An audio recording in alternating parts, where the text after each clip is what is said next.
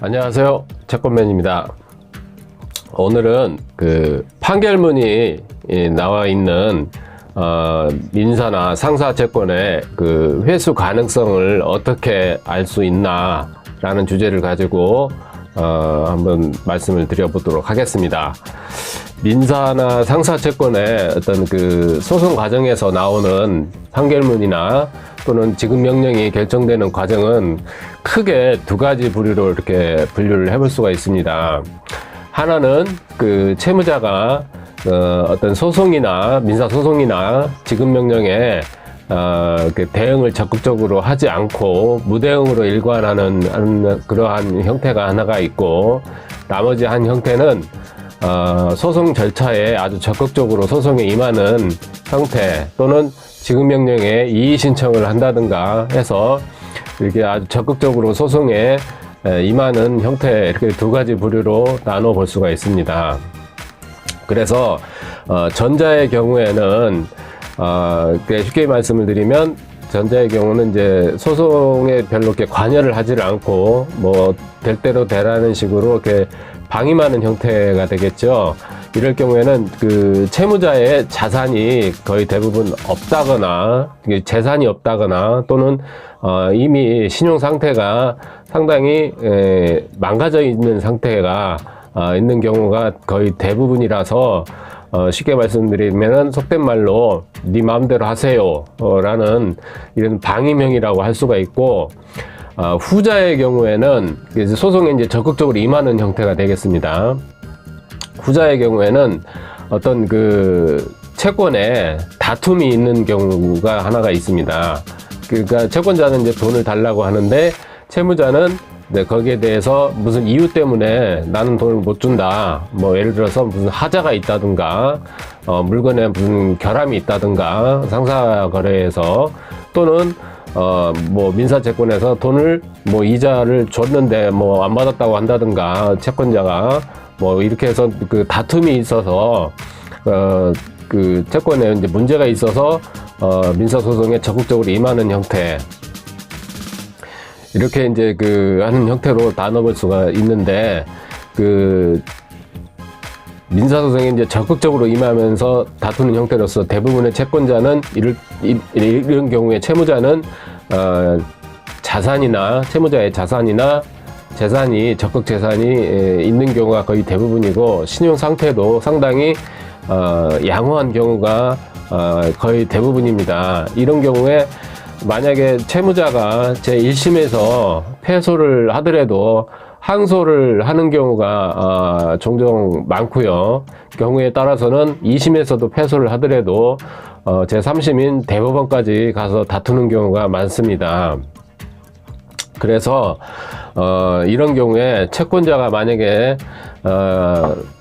최종심까지 가서 승소 판결이 나온다고 한다면은 그 채무자가 자기가 그 임의적으로 변제를 하지 않는다 그러면은 채권자는 판결문을 가지고 강제 집행 절차를 거쳐서 채권을 회수할 가능성이 상당히 높다라고 이제 말씀을 드릴 수가 있습니다. 하지만 전자의 경우에 그 채무자가 소송에 이제 적극적으로 이렇게 임하지 않는 경우에는 승소 판결이 나오더라도 그 당장에 그 채권 회수로 연결이 되지 않는 경우가 거의 대부분입니다. 이런 경우에는 채권 시효만 그 10년으로 이제 되기 때문에 오히려 이 채권을 지금 당장 회수로 연결하기보다는, 왜냐, 뭐 회수를 하려고 해도 채무자의 자산이 없고 채무자의 신용 상태가 이미 다 무너져 있는 상태로 신용 불량 상태로 돼 있다 그러면은 뭐 채권 출심할 여지가 없지 않습니까? 그러다 보니까 오히려 지금 당장 판결문이 나온 그 당시에 채권 출심을 하는 것보다는 채권을 좀 묵혀두는 겁니다. 몇 년간 채권을 좀 묵혀두었다가 채무자가 다시 재기를 한다든가 또는 다시 경제활동을 한다든가, 만약에 채무자가 젊은 나이라 그러면은 경제활동을 또 계속 할 나이가 되지 않습니까? 뭐 계속 뭐 채무자로 이렇게 뭐 신용불량 상태로 살아가는 형태는 취하지 않을 거라고 이제 보여집니다. 자, 그렇기 때문에 채권을 몇 년 동안 좀 이렇게 잊어버리고 묵혀두었다가 나중에 법정 이자와 함께 같이 이렇게 청구를 해서 채권을 회수하는 그런 경우가 종종 많이 있습니다. 실무에서도 그런 경우가 많이 있습니다. 그래서 민사채권이든 상사채권이든 상거래 같은 경우는 통상적으로 이제 3년의 소멸시효를 갖는 경우가 상당히 많기 때문에 이렇게 이제 판결문을 얻어두면은 10년으로 시효가 이제 연장이 되는 효과도 있어서 오히려 그 당장에 물론 이제 법인 채권 같은 경우는 법인이 폐업을 해버리면은 그 채권 자체가 이제 소멸이 돼버리지만은 그게 아니고 이제 개인으로 해서 이제 판결문을 받아두면은 그게 이제 시효가 10년 동안 유효하기 때문에 그 당시에는 어려웠다 손치더라도 이렇게 세월이 지난 다음에 다시 뭐 사업을 해서 재기를 한다든가 이런 경우가 이제 상당히 많습니다. 그래서 오히려 채권을 좀 묵혀놨다가 나중에 그 추심을 진행을 함으로 인해서 법정 이자와 함께 같이 이렇게 청구를 하면은 추심하는 금액도 상당히 커지는 이러한 효과를 오히려 얻을 수 있는 긍정적인 효과도 뭐 채권자 입장에서는 볼 수가 있습니다. 그래서 이렇게 이제 채무자가 소송에 적극적으로 이제 대응하지 않는다는 그런 사실만으로도 보면은 자신이 소송에서 패소를 하더라도 당장에 지금 뭐 잃을 게 없다 라는 것을 이제 반증하는 것이라고 할 수 있겠습니다.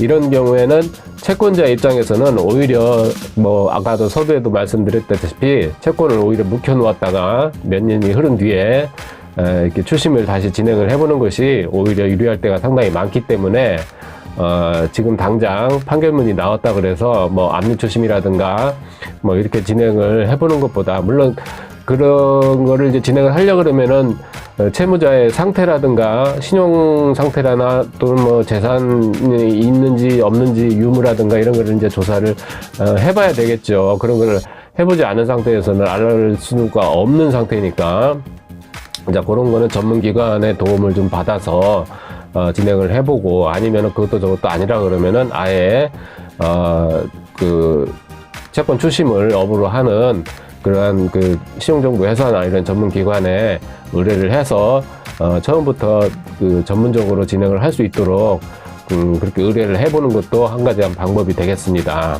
그래서 오늘은 판결문이 나와 있는 민사나 그 상사 채권의 회수 가능성을 어떻게 쉽게 좀 알 수 있나 라의 그 내용에 대해서 영상을 좀 촬영을 해보았습니다.